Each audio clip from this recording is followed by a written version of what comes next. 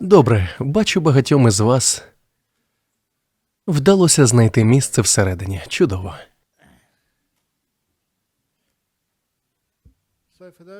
Ті із вас, хто вже давно приходить до цього центру, певно помітили, що промови, з якими я виступаю, базуються на основах буддизму, адже це буддійський центр. Та зазвичай я говорю про те, як ми можемо покращити наше життя, просто змінивши своє ставлення до речей. Ми не в змозі ані вплинути на багато чого в нашому житті, ані змінити це. Проте є одна річ, доступна для всіх. Це те, як ми сприймаємо події в нашому житті і як реагуємо на них. І коли ми дивимося на все по-іншому, це зменшує нашу тривогу, роздратування та біль. Завдяки цьому ми можемо жити щасливо і спокійно. Останні кілька виступів я зосереджував увагу на поясненні, як ми можемо змінити своє ставлення до досконалості і не докладати так багато зусиль у намаганні досягнути ідеалу, щоб бути тим, ким ми не є насправді. Багато людей, які намагаються вдосконалитись, розчаровуються, бо насправді їм стає гірше. Чим більше вони намагаються стати кращими, тим гірше вони почуваються. Аж раптом приходить усвідомлення, хто взагалі сказав, що з нами щось не так. Звідки це взялося? І так ми починаємо вчитися бути в мирі з собою. Навчіться бути в мирі з собою. Не намагайтесь спочатку самовдосконалитись, а потім бути в мирі з собою.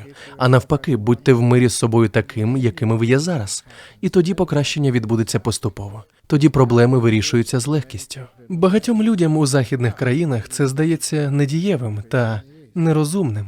Але це те, що століттями працювало на Сході. Навчіться розслаблятися, бути в мирі з собою, приймати себе таким, яким ви є, і ви побачите, що проблема вирішується самостійно. Отже, усе, що потрібно, це змінити ставлення до свого життя. Як людина, яка народилася на Заході, я визнаю, що західна частина світу постійно перебуває в прогресі, націлена на стрімкий розвиток, насправді не приймаючи того, що ми вже маємо. У буддизмі є основний вислів.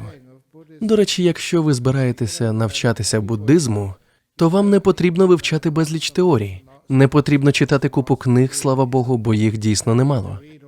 Усе, що вам потрібно зробити, це зрозуміти, що насправді означають ці книги. Отже, цей вислів такий. Коли ти хочеш чогось більшого, ти не можеш насолоджуватися тим, що вже маєш. Ви навіть не можете цінувати те, що вже маєте, бо вже навіть не помічаєте цього. Ваші думки захоплені бажанням більшого. Як от вигадати, що ще б додати до вашого будинку? Скільки ж кімнат вам потрібно в будинку? В моєму домі лише одна кімната. Я живу в печері, гарній і простій. У ній не потрібно багато прибирати. Мені навіть не доводиться за нею слідкувати. Мені завжди хтось допомагає. Зі співчуття до прибиральниці в мене лише маленька кімната. Уявіть, ви прийдете сьогодні ввечері додому, а у вас тільки одна кімната, і це все. Це все, що у вашому домі. Яке блаженство. Вам не потрібно прибирати, у вас немає багатьох непотрібних речей, тому що ви не можете їх вмістити. Вам не потрібно марнувати все своє життя на те, щоб заощаджувати та сплачувати борги, аби побудувати величезні маєтки, у яких ви живете. Подивіться, у наш час ви живете в таких великих і дорогих будинках, в яких навіть королі 100 років тому не змогли б жити. Чому ми це робимо? Тому що це те, що роблять усі інші. І іноді нам потрібно, щоб хтось сказав, що в біса ти робиш? Хіба ти не можеш поглянути на все по-іншому? Маленькі домівки значно красивіші і затишніші. Також ніколи не думав, що скажу це, але зростати в бідності і ділити кімнати з братами і сестрами можна назвати везінням чи привілеєм. Іноді люди розповідають, що їм доводилося спати на одному ліжку з 4 чи 5 братами і сестрами. Можливо, їм бракувало комфорту, але їм точно було дуже весело разом. І вони вчилися любити одне одного. Я теж провів так значну частину свого життя. Оскільки ми жили бідно, то доводилося спати в одній кімнаті з братом. У нас не було приватних спалень для кожного, а лише одна на двох. І ті з вас, хто бачив мого брата, можуть підтвердити, ми по-справжньому любимо одне одного. Ми добре ладнаємо, хоч він банкір, а я монах. Здавалося, які ще можуть бути кардинально різні професії, та ми поважаємо один одного, підтримуємо і любимо впродовж усього життя. І я часто замислююсь, це ж треба, як усе так добре склалося. Тому що ми повинні були жити разом. А зараз ви даєте окремі кімнати всім дітям у величезних маєтках. І вони не вчаться ладнати між собою і любити один одного. Вони не вчаться такого ставлення до людей у житті. Тому я вважаю, що маленьке житло – це прекрасно. Це чудово для економіки, чудово для збереження ресурсів нашої планети. Так, це погано для будівельної індустрії, погано для уряду, для ВВП, але дійсно чудово для людського щастя. Бути поруч у маленькому будинку спонукає вчитися ладнати один з одним. Так що зміна ставлення до речей у світі є частиною мого життя. Це трохи бунтарство. Але чому б не робити цього? Найбільше, що я хотів би змінити, що видно з моєї кар'єри ченця, це те, як ми, люди, ставимося до матеріальних речей, як до важливих. Проте речі не мають значення. Натомість люди і стосунки – ось що важливо. Немає значення, скільки речей у вас є. Ось погляньте на мій досвід, який я здобув як монах. Я дуже рекомендую спосіб життя, який ведуть монахи.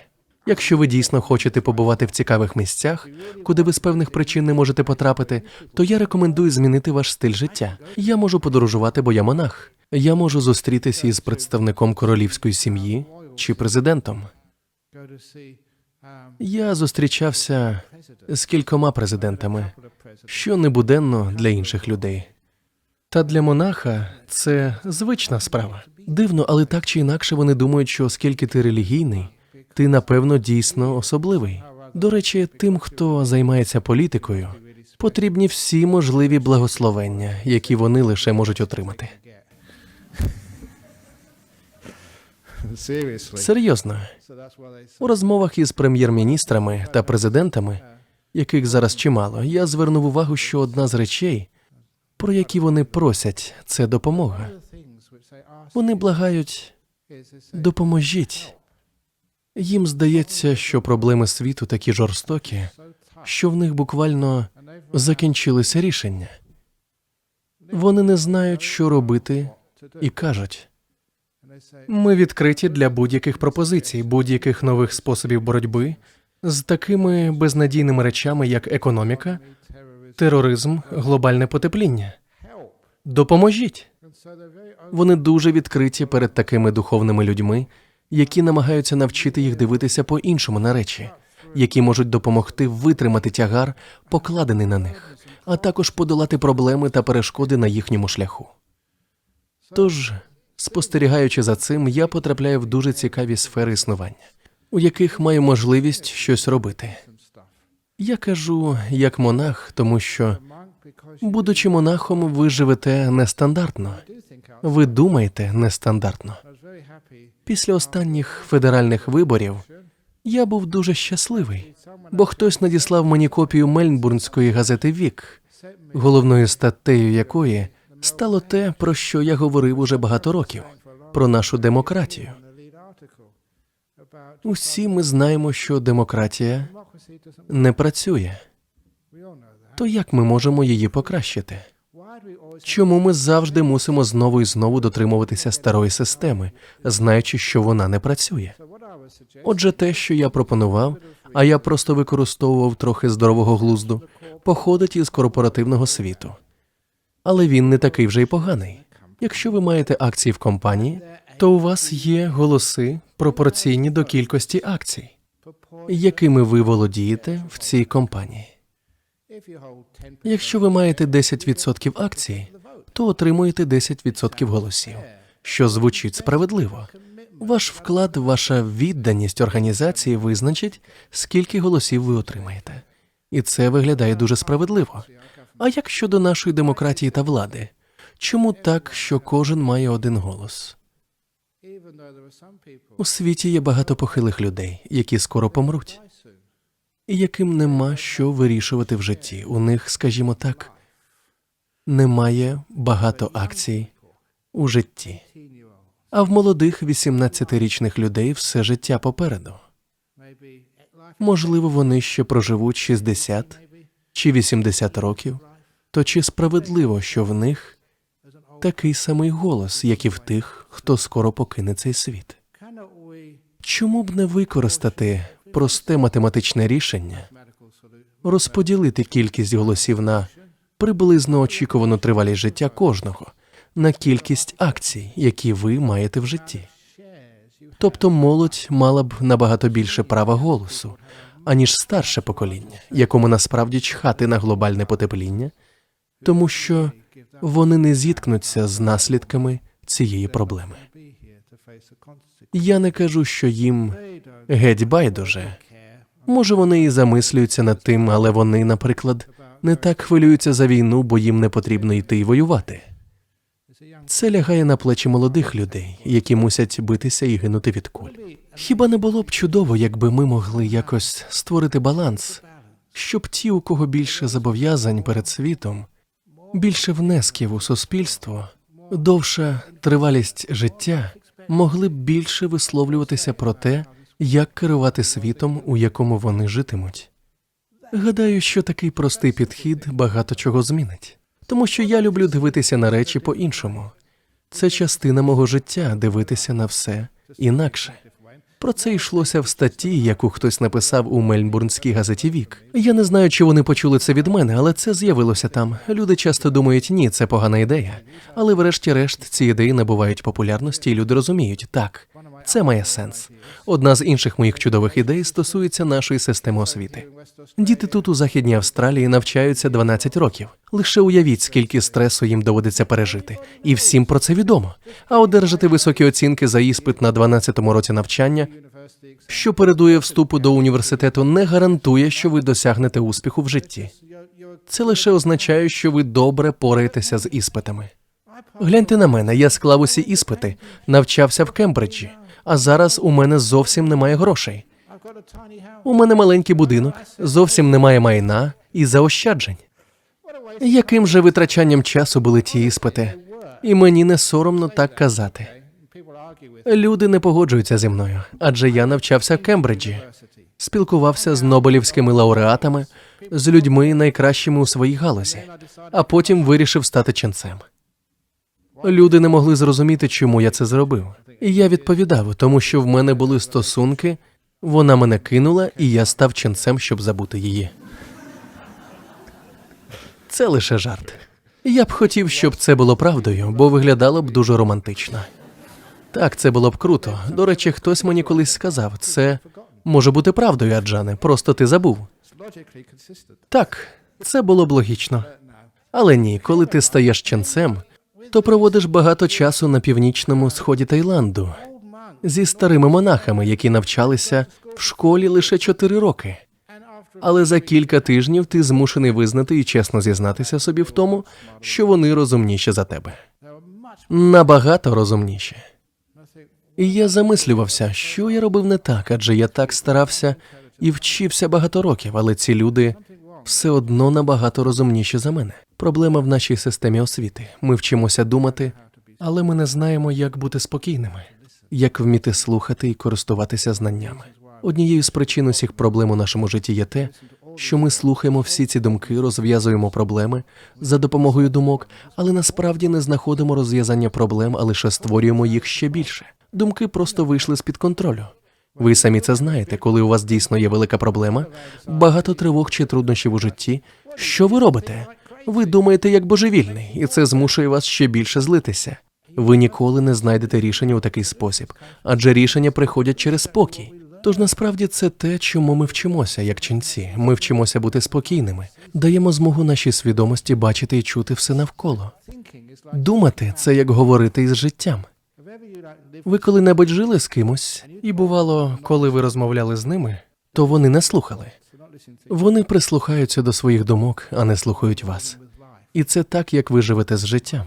Життя завжди навчає вас, дає поради, але ви ніколи не слухаєте, тому що ви надто зайняті розмовою з собою всередині, у вашому світі мислення. Це дивовижно, та коли ви спокійні, то ви все розумієте і все бачите. Хтось запитав мене раніше, У книжках, які я читав у дитинстві, йшлося, що монахи всіх часів завжди жили в лісі серед природи. Вони казали, що природа – їх найкращий вчитель. Вони прислухалися до неї більше, аніж до книг, чи таких, як я, що поширюють вчення через мікрофон. Вони перебували наодинці з природою і вчилися в неї. Зверніть увагу, останні кілька днів, не знаю чому, почалася хвиля смертей. Сьогодні після обіду похорон, у середу буде похорон, потім ще один у вівторок. Я не знаю, чому люди вмирають один за одним. Можливо, тому що вони чекали завершення різдвяних свят, щоб потім померти. Напевно, вони це запланували зі співчуття до всіх інших, щоб не псувати свято. Знаєте, я завжди кажу людям, не будьте егоїстами. Чому люди вмирають, коли їм заманеться? Ви мусите дбати про своїх друзів та рідних і враховувати, щоб усім було зручно. Я завжди кажу так під час ретриту в сезон дощів. Щороку ченці та черниці їдуть на 3-місячне усамітнення, щоб медитувати в спокої і тиші. Тож я прошу кожного перед початком, будь ласка, не вмирайте. Це мій час відпочинку і спокою. Вмирайте до ретриту або після, коли забажаєте, але впродовж цих 3 місяців, будь ласка, не будьте егоїстами, майте повагу і не вмирайте, коли вам заманеться. Звісно, це лише жарти, ми не можемо обирати час для таких речей. Однак хочу розповісти вам про одного молодого хлопця. Коли помирають молоді люди, це завжди приносить багато страждань іншим. Не просто зрозуміти, чому так відбувається, адже вони ще не прожили повноцінного життя. Ви отримували коли-небудь хорошу відповідь на це? Мені пощастило. Я отримав чудову відповідь від старого ченця, який живе в джунглях, і є одним із тих людей, які поглинають повчання з природи, з того, що нас оточує. Те, що я почув від нього, я говорю щоразу, коли мені доводиться бути на похороні молодої людини. І коли я кажу це, багато людей погоджуються, відповідаючи «так, тепер мені зрозуміло». Тож цей монах жив у дуже простій хатині на півночі Таїланду. Коли я кажу «простій», я дійсно маю на увазі просту хатину, зроблену з бамбука та соломи замість даху і стін, яку дуже просто звести докупи з натуральних матеріалів. Щоранку він ходив просити милостиню в тамтешнє село і вів дуже ощадливе і мирне, і водночас дуже-дуже щасливе життя. Життя в джунглях передбачає бути готовим до різних неочікуваних подій, навіть таких, як шторм, і коли він настає, а ти посеред лісу, це дуже небезпечно, бо ти не маєш захисту. Падають дерева і великі гілки. А зараз уявіть собі хатинку з бамбука і соломи. Якщо гілка великого розміру впаде на дах, то неодмінно проб'є його наскрізь. Це не як з металевими дахами чи дахами, сконструйованими так, що навіть слон може впасти на нього і не пошкодити. Так роблять, бо інакше не матимуть дозволу на планування та будівництво, а не тому, що слон може впасти на дах. Хоча ніколи не знає, що може трапитися. Отже, так задумано для безпеки. А хатинка, про яку я розповідаю, була такою ненадійною, що якби крізь неї проникла гілляка, то якби вас одразу не розчавило, ви б точно травмувалися, зламали ногу чи руку. І коли ви ведете таке просте життя, у вас немає мобільного телефону, а навіть якби й був, там відсутні телекомунікаційні вежі і немає нікого, до кого можна було б зателефонувати, а отже не варто очікувати допомоги. Якщо ви зламаєте ногу, це, мабуть, гірше, ніж померти миттєво, бо ви просто приречені вмирати повільно. Тож це було дуже небезпечно, він не спав всю ніч, чуючи... Насправді це боляче. Я не очікував. Я завжди кажу, що коли ви виступаєте перед слухачами, робіть якісь спецефекти. Бо якщо просто без перестанку говорити, то людям стає нудно і вони засинають. Це щось на кшталт підвищення голосу під час промови. Чи вигукнути... Знаєте, дивно, але насправді людям це подобається. Тож... Дерева гучно гуркотіли ззовні хатинки. За таких обставин медитувати було вкрай важко, і він не спав всю ніч. Але все ж вижив. Якби загинув, то не зміг би розповісти мені цю історію. Тож він пережив ніч, а вранці вийшов на вулицю та, оцінивши шкоду, зрозумів, що йому дуже пощастило залишитися живим. Бо зовсім поряд лежали кілька великих дерев. Проте його увагу привернули не дерева, а листя, яким була всипана земля навколо. Здебільшого зірване буревієм листя було мертве, темне і старе. Але серед нього лежало і кілька жовтих листочків, і навіть кілька зелених, ще зовсім свіжих. Вони могли бути живими лише кілька годин, а тепер лежали мертвими на землі.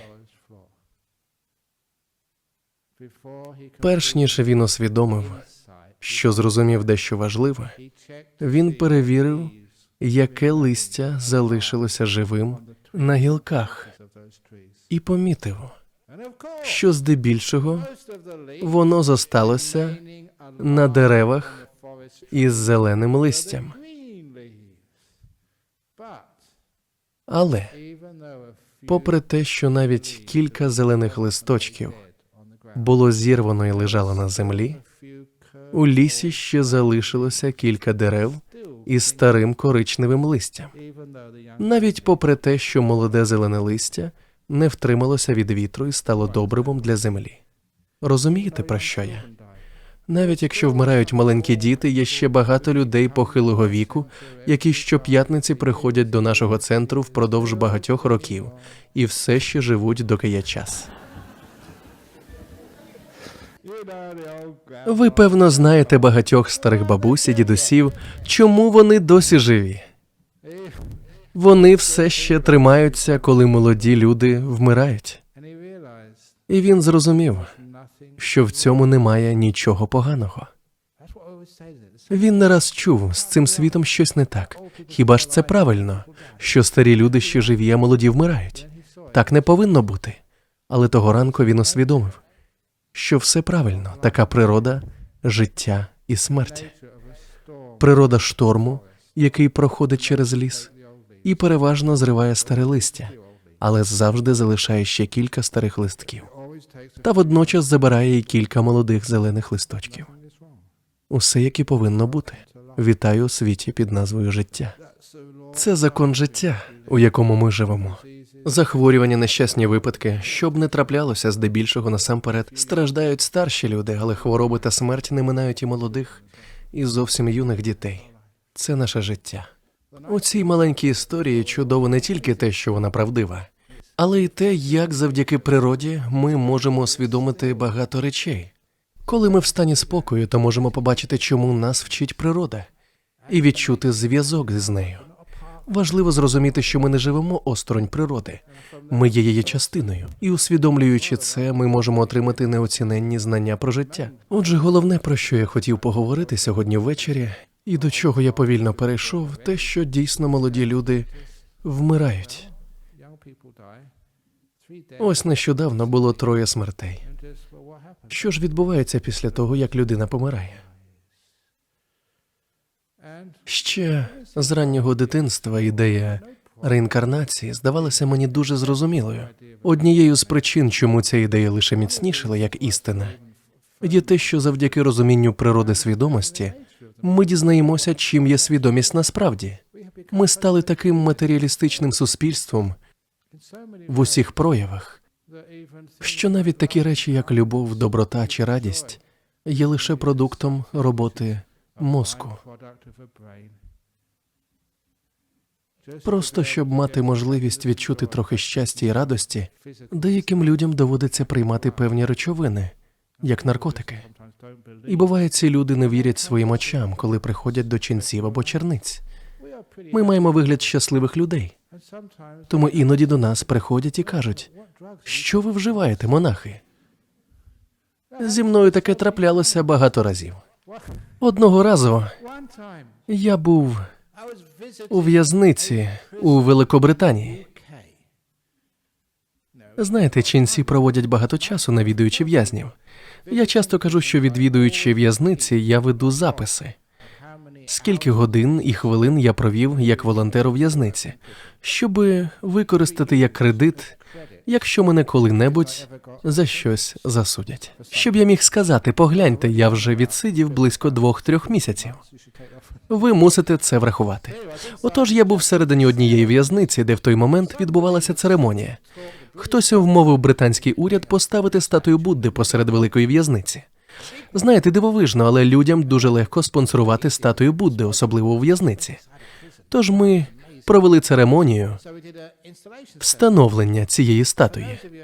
Якщо ви коли-небудь бачили буддійські ритуали, то один із найкращих – це коли ми тричі обходимо статую з квітами, свічками і пахощами. Це схоже на церемонію поклоніння. Це дуже цікаво, бо ми не знаємо, звідки пішла ця традиція. Але її також дотримуються в Мекці. Коли ходять навколо, як же це називається? Кааба. Завжди обходьте тричі, одягнувшись у біле. Це неймовірна схожість між нашими різними традиціями. Не знаю, звідки це пішло, але це буддизм. Отже, коли ми обходили статую тричі, я відчував натхнення, я був щасливий, адже це дивовижно, що в тюрмі роблять щось хороше. Не просто замикають людей, підтверджуючи цим, наскільки винними вони мусять себе відчувати. Але ні, натомість роблять щось, що надихає. І я був дуже щасливий і усміхнений навіть більше, ніж зазвичай, бо причиною цього було неймовірне натхнення. Краєм ока я побачив 2 ув'язнених, їм просто не було чим зайнятися. Того вечора нічого цікавого по телебаченню не показували, тож вони просто прийшли, щоб подивитися, що в біса відбувається з цими божевільними людьми, в коричневих халатах із статуєю Будди. Я глянув на них і побачив, як один із них вказує на мене пальцем зі словами «Цей монах на метамфетаміні». Якщо ви не знаєте, що це, то це такий наркотик. Це було єдине, чим вони могли пояснити мій щасливий вигляд. Проте причиною цього були не наркотики, а медитація. Вам не потрібні наркотики, щоб бути щасливим. І по-справжньому добре проводити час. Я просто кажу це людям і не знаю, чому вони сміються, адже це правда, що я монах, який любить добре проводити час. Люди надають інше значення, коли кажуть, що чоловік чи жінка любить добре проводити час з особами протилежної статі без зобов'язань. Та коли я кажу, що я монах, який любить добре проводити час, то маю на увазі, що добре проводжу час, бо я щасливий. Вам не потрібні ліки, наркотики чи щось інше, щоб бути щасливим.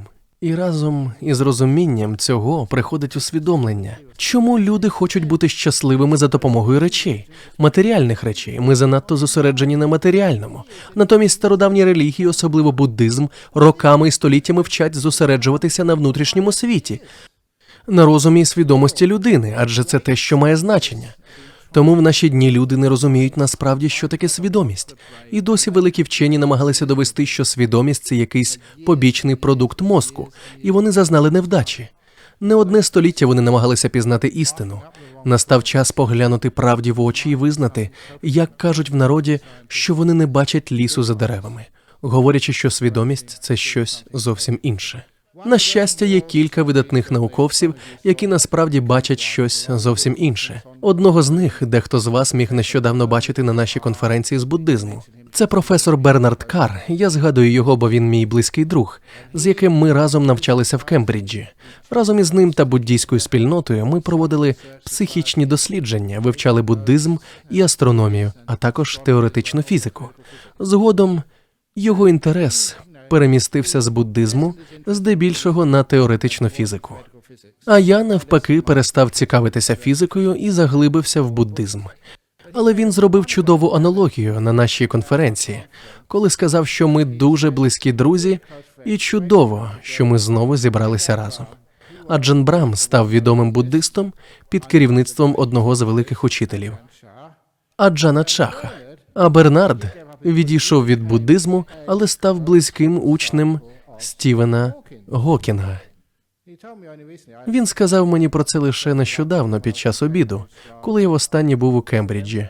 десь у жовтні-листопаді. Тоді я вперше усвідомив, наскільки він близький до Стівена Гокінга. У фільмі «Теорія всього», який зняли про Стівена Гокінга, здається, так називається цей фільм. Один із персонажів є прототипом Бернарда. Його навіть запросили на прем'єру фільму в Лондон. Він йшов червоною доріжкою, і, за його словами, це було дуже круто. Тож він став послідовником Стівена Гокінга, а я послідовником Аджана Чаха. А тепер ми знову зійшлися разом. Хоч він уже і на пенсії, та він усе ще бажає присвячувати решту свого часу науці. Він має почесне звання професора теоретичної фізики в коледжі Королеви Марії в Лондоні. Він є найкращим фізиком, який намагається знову ввести в науку першість свідомості. Отже, зараз ви зрозумієте, що я маю на увазі, говорячи про свідомість. Ми виконуємо невеличку вправу, бо коли ви виступаєте, недостатньо просто розмовляти з людьми, треба змусити їх зробити свій внесок. Я вас дещо запитаю, і я хочу, аби ви підняли ліву або праву руку вгору. Ви можете не підіймати рук, тільки якщо у вас немає жодної з них. Якщо у вас дві руки, підійміть одну і будьте чесними, зачекайте. Наберіться терпіння. Якщо ви щасливі, насправді більше щасливі, ніж сумні і добре проводите час, то підійміть праву руку. Якщо ви здебільшого відчуваєте себе нещасним, підійміть ліву руку. Домовились? Підійміть руку, неважливо яку, але підійміть і тримайте. Ті люди, які підняли праву руку, отже, ви щасливі, так? Тепер, будь ласка, вкажіть мені на щастя. Покажіть мені, де воно? Де воно? Вкажіть на нього. Ви всі вказуєте на різні місця. Як так?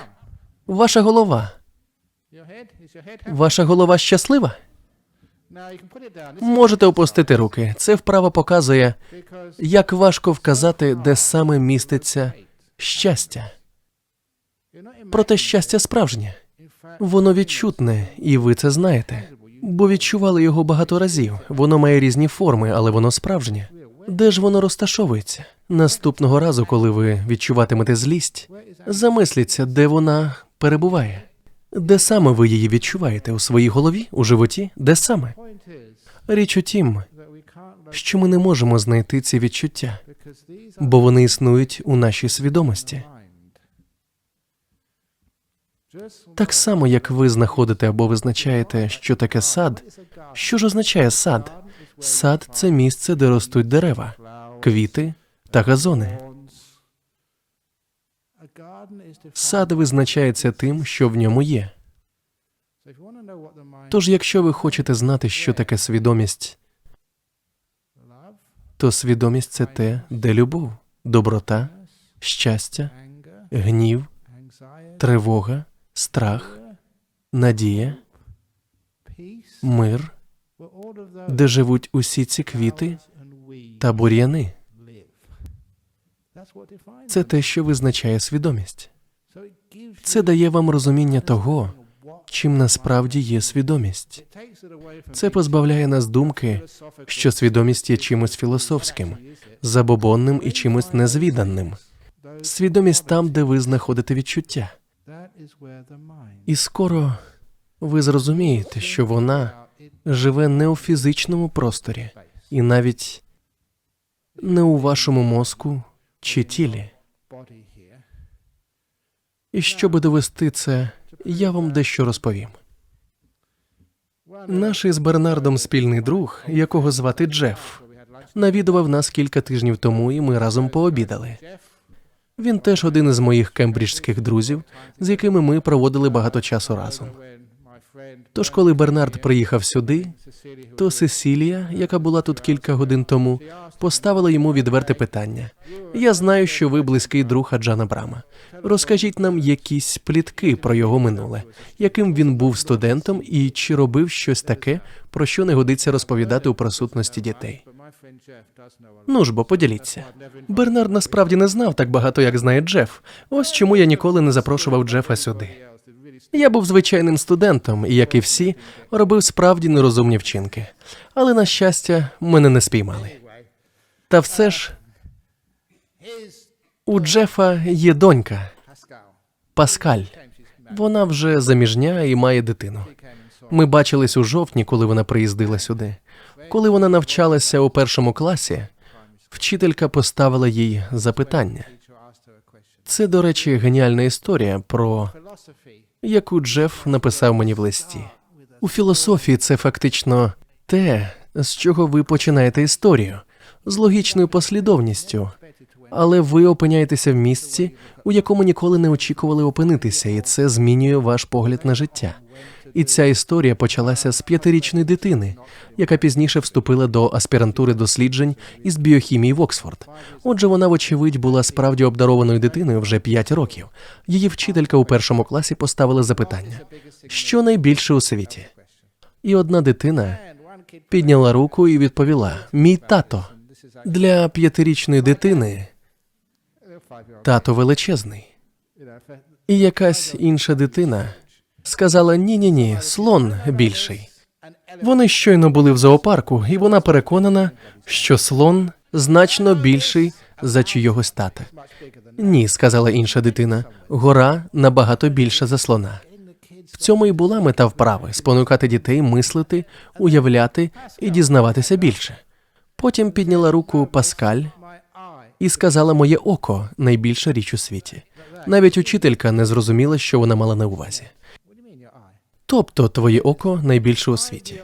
І тоді ця 5-річна дівчинка-геній відповіла: «Ну, моє око бачить її тата, слона, гору та багато іншого. Якщо все це може поміститися в моє око, тож моє око має бути найбільшим у світі». Це геніально.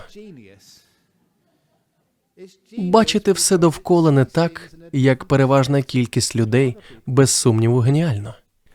Не можна когось звинувачувати в тому, що вони дивляться на все під іншим кутом. Тож тепер ви знаєте, що найбільшим є ваше око, бо все, що ви бачите, може вміститися в нього. Отже, воно величезне. Я одразу ж відповів на лист Джефа, написавши 9 з 10. Але не 10 з 10, тому що ваша свідомість може бачити все, що бачить ваше око, і навіть багато іншого. Якихось уявних речей, летючих свиней, невидимих слонів. Ви все це можете собі уявити, але ви ніколи цього не побачите. Ваша свідомість також може почути реальні та уявні звуки, відчувати запахи і відрізняти смаки, відчувати все, що відбувається з тілом, і іноді навіть відчувати фантомні кінцівки, реальні та уявні відчуття. Також свідомість має свої власні відчуття, як от любов, доброта, страх. Насправді я переконаний, що все, що ви можете відчути і пізнати в житті, може поміститися у вашу свідомість. Отже, ваша свідомість – це найбільше не лише у світі, бо ви можете пізнати світ, і це може увійти у вашу свідомість. Вона більша за світ. Це логічний аргумент, який ще жодному філософу не вдалося спростувати чи заперечити. Це просто поглянути на життя з іншого ракурсу і отримати неймовірну відповідь про те, наскільки величезний і могутній людський розум. Тому люди продовжують розповідати про дивні речі, як от ігри розуму чи щось на кшталт цього. Ви знаєте, я розповідав цю історію дуже давно, і люди наче й казали: дійсно, але насправді не повірили в неї. Проте я почув це від очевидця, який присягався мені, коли я вкотре перепитував про правдивість історії, що це дійсно сталося. Тож ця історія про хлопця, який був анагариком упродовж 1 року в Серпентинському монастирі і поїхав до Німеччини, щоб закінчити навчання і отримати диплом. Першого ж дня в університетському містечку він пройшов повз банкомат. Насправді це чудова історія, і ви можете отримати від неї певну користь, якщо ви це зрозумієте і правильно практикуватимете, про що дізнаєтесь. Отже, він пройшов повз банкомат, з якого раптово почув якийсь булькітливий звук. Важко чітко визначити, яким був той звук, але він пролунав саме тоді, коли хлопець проходив повз. Тож він сприйняв це як привітання від банкомата у зв'язку з поверненням до університетського кампуса. Відтоді це був його улюблений банкомат, де він робив усі свої транзакції. І тому, що він був таким ченцем, як я, як би це дивно і божевільно не звучало, він завжди проявляв любов і доброту до банкомата. Щоб ти був щасливий і здоровий, щоб у тебе ніколи не закінчувалися гроші, щоб клієнти ніколи не били тебе і не лаялися, коли виявиться, що в них нульовий баланс, щоб грабіжники ніколи не виривали тебе зі стіни чи підривали, намагаючись отримати готівку, щоб ти жив у мирі і щасті. Отак він завжди з добром розмовляв з банкоматом, ставлячись до нього як до істоти зі свідомістю. І він поклявся мені, що ця історія дійсно трапилася з ним. Якось він обідав, сидячи на лавці, можливо, метрів 5 чи 10 від банкомата. Ніхто близько до банкомата не підходив упродовж 20 хвилин, доки він був там. Він міг побачити, якби хтось підходив, але там не було ні душі. Тож він сидів там, обідав, аж раптом почув знайоме булькотіння.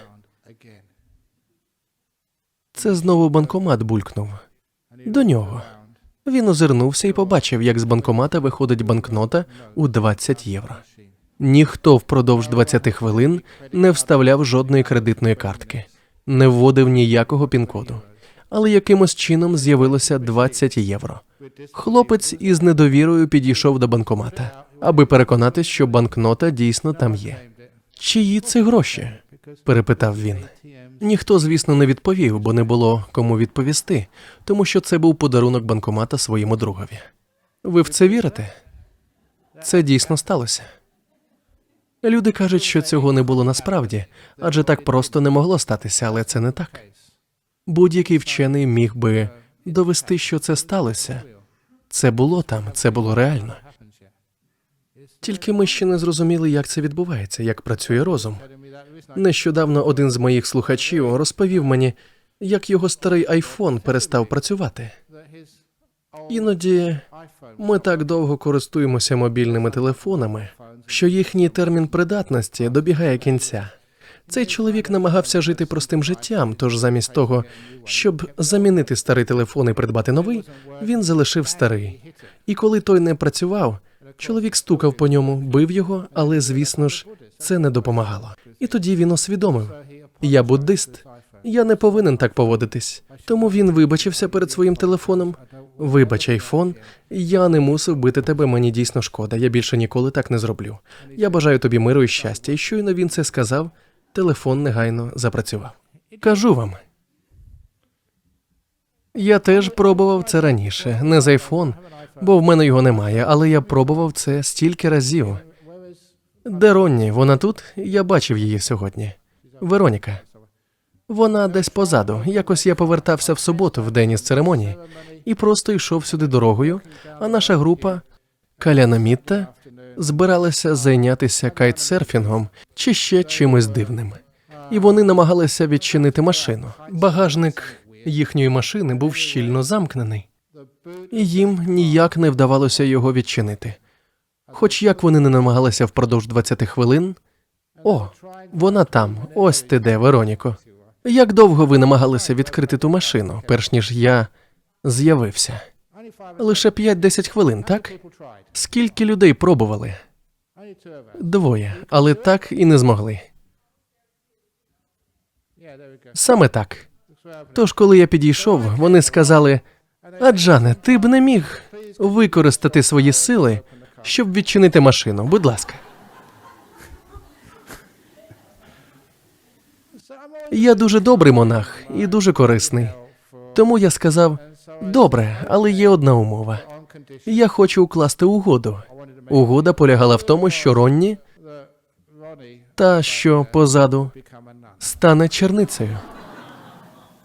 І вона погодилася, навіть не уявляючи, що я можу це зробити. Але це якраз те, що ви можете робити. Ви можете дарувати любов і доброту до всього. Тож я сказав, гарна машина, гарна. Я повторив це, вставив ключ, повернув його, і вона відразу відчинилася. А бідненька Ронні мусила стати черницею. Будьте обережні, граючись з ченцями, адже це може бути дуже небезпечно.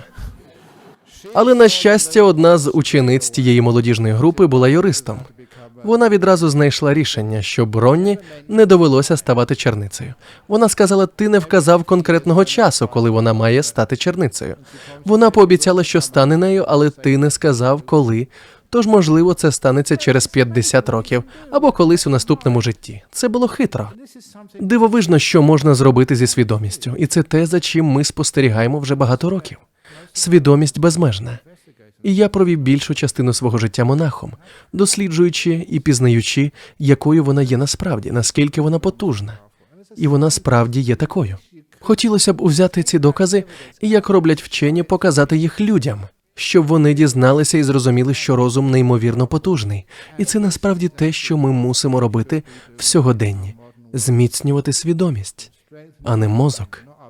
Не вчитися, як думати, а вчитися бути спокійним і отримати доступ до набагато більшої сили, яку ми втратили, адже вона справді може творити неймовірні речі.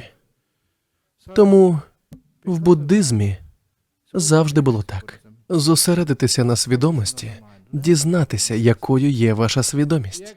Вправа, яку ми робимо, це медитація, завдяки якій ви дійсно зміцнюєте свідомість, пізнаєте її. Невеличке порівняння, перш ніж я закінчу, тому що я знову трохи затримую час. Насправді, порівняння іноді є єдиним способом передати певні істини. Дуже важко знайти порівняння, але це одне з порівнянь, яке я використовував. Отож, був колись імператор.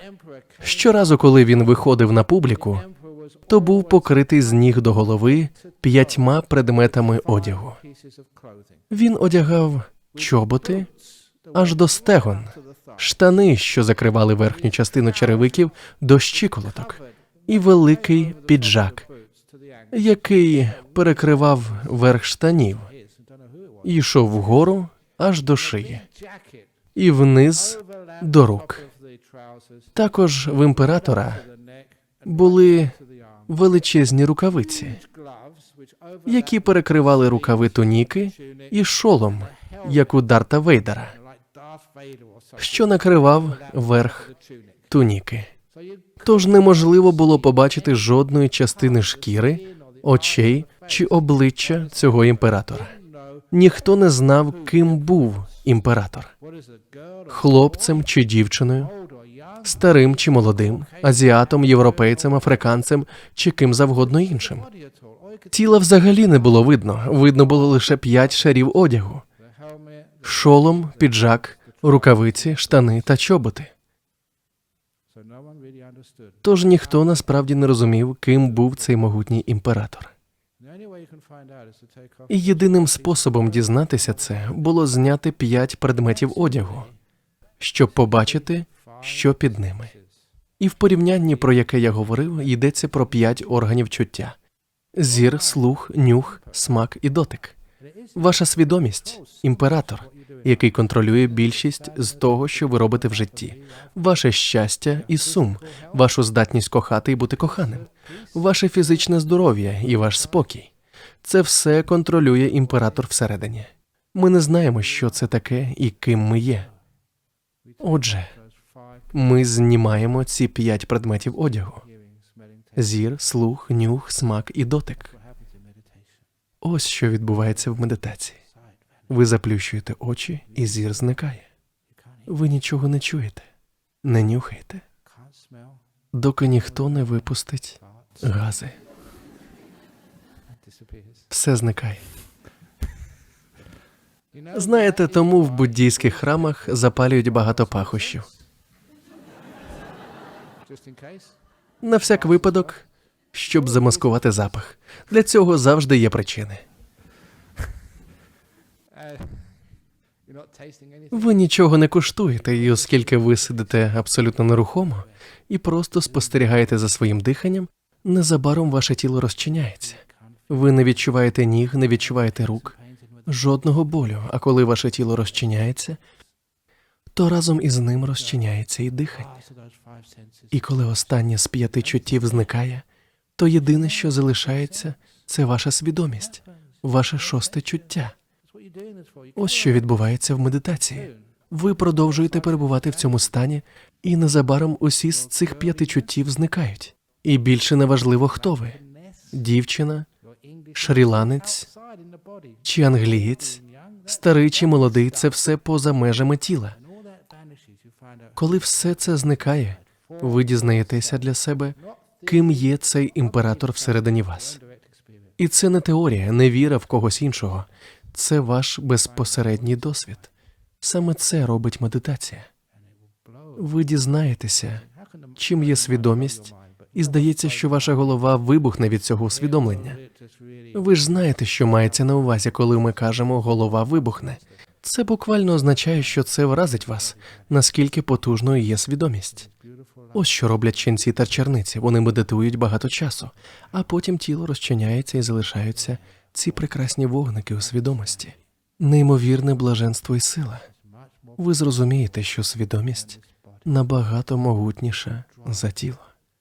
Свідомість як маленький водій, який сідає в тіло і керує ним впродовж всього життя, а потім переходить в інше тіло, або ж просто переходить до інших неймовірних місць, де ця свідомість може жити протягом тривалого проміжку часу. Уявіть, як свідомість створює час і речі. Якщо ви хочете дізнатися, ким є Творець світу, то це не якийсь Бог на небі. Ви є Творцем, ваша свідомість. Щойно ви зрозумієте це, то знатимете, як можна отримати 20 євро з банкомата. Дуже корисні навички в сучасній економіці. Дякую за увагу.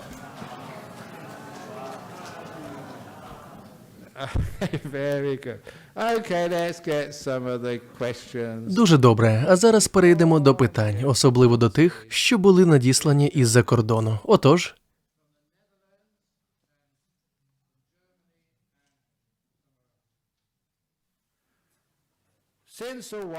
вже деякий час мої медитації закінчуються на етапі усвідомленості. Я відкидаюся назад, розслабляюсь і раптом помічаю, наскільки я насправді схвильований.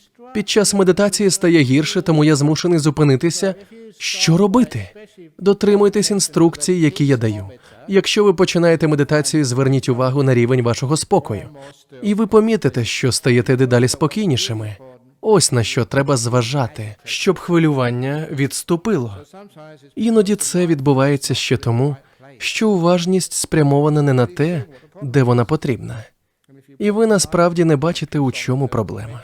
А якщо спрямуєте свою увагу на рівень вашого спокою, то це, ймовірно, буде вирішено. Наступне запитання. Відпустити. Чи не надто надмірно ми використовуємо це слово в сьогоденні? Здається, що люди байдуже ставляться до всього, чого не можуть досягнути або не хочуть докладати зусиль. Дійсно, ви йдете на роботу, і замість того, щоб вам сказали, що вас звільнено, чи ми проганяємо вас, вони кажуть, ми змушені вас відпустити. Вони не відпускають вас, а звільняють. Це і справді надмірно використовується, і іноді люди можуть сказати, ну якщо ми просто відпустимо це, то нічого не досягнемо в житті. Так, є моменти, які треба відпускати. І час, коли треба робити щось. Тому, якщо вам потрібно в туалет, не відпускайте це на місці, де знаходитеся. Ви докладаєте зусиль, щоб спочатку дістатися до туалету, а потім відпускаєте. Не відпускайте, коли їдете на мотоциклі додому, а міцно вчепіться за нього. Відпускати – це навичка, яку ми використовуємо, коли це доречно. Коли ми нічого не можемо зробити, ми відпускаємо це. А коли можемо докласти зусиль, то робимо це. І річ у тім, що ми знаємо, як докладати зусиль у житті. Адже ми робимо це, відколи пішли до школи. Але ми так і не навчилися бути спокійними і давати змогу всьому просто бути таким, яким воно є. Що є однією з причин, чому ми божевільне суспільство. Вміти відпускати – це чудова навичка. Навчіться робити це і використовуйте, коли це необхідно. Коли немає чого робити, то не робіть, а відпустіть ситуацію. Скільки разів бувало таке, що ми нічого не можемо зробити, але нам однаково треба щось робити. Бо ми не знаємо, як відпустити ситуацію. І наостанок питання з Німеччини. Що таке трансцендентний розум? Це те, що залишається від нас після смерті? Трансцендентний розум, я не знаю. Я знаю, що в одного з наших ченців багато років тому були погані зуби. І, як ви знаєте, ми живемо в Серпентині. І до стоматолога далеко. Усім відомо, як це відбувається в наші дні. Ви мусите призначити візит, і коли ви йдете на прийом, треба почекати, а потім... Це такий біль, насправді, мабуть, біль у шиї сильніший, ніж біль у роті, коли йдеш до стоматолога. Тож цей монах подумав, так, це марна трата часу – йти до стоматолога. Тому він вирішив видалити собі зуба самотужки. І я дійсно бачив це. Він просто пішов у майстерню, узяв пласкогубці і вирвав собі зуб. А я випадково зайшов у майстерню Буден'янського монастиря і побачив цей закривавлений зуб у пласкогубцях. Що ти зробив? Та просто вирвав собі зуб. Це набагато дешевше і швидше, ніж йти до стоматолога. Я подумав, як він це зробив? І він відповів, це дуже легко, тому що... До речі, це чудова думка. Він сказав, коли я вирішив видалити зуб, це не було боляче. Знаєте, думати і планувати не болить. Прийти в майстерню теж не боляче, як і підбирати пласкогубці. Також мені не було боляче, коли я поставив пласкогубці на зуб. Аж доки я його не почав виривати, ось тоді було боляче. Але ви знаєте, лише на 20-30 секунд, і все було позаду. Після цього я не відчував сильного болю. Лише 20 секунд болю і все. Але якби це були ви, ще до того, як ви би узяли в руки пласкогубці, це вже було б пекельним болем. Розумієте, що таке біль? Це очікування. Він натренував себе не очікувати, а бути в моменті. А це лише 10 секунд болю. Отже, це те, що ми називаємо трансцендентальною медитацією. Цього досить для сьогоднішнього вечора. Дуже дякую. Гаразд, віддаймо шану Будді, Дхаммі та Сангі. Пробачте, але ті з вас, хто мене знає, знають, чого очікувати.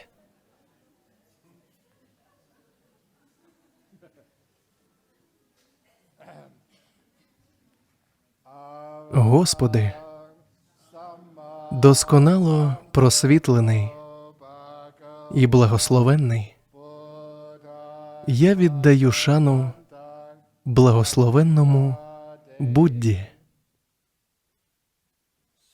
за вчення, яке він так добре пояснив. Я вклонюся Дхаммі. За благословенних учнів, які старалися, я вклонюся Сангхі.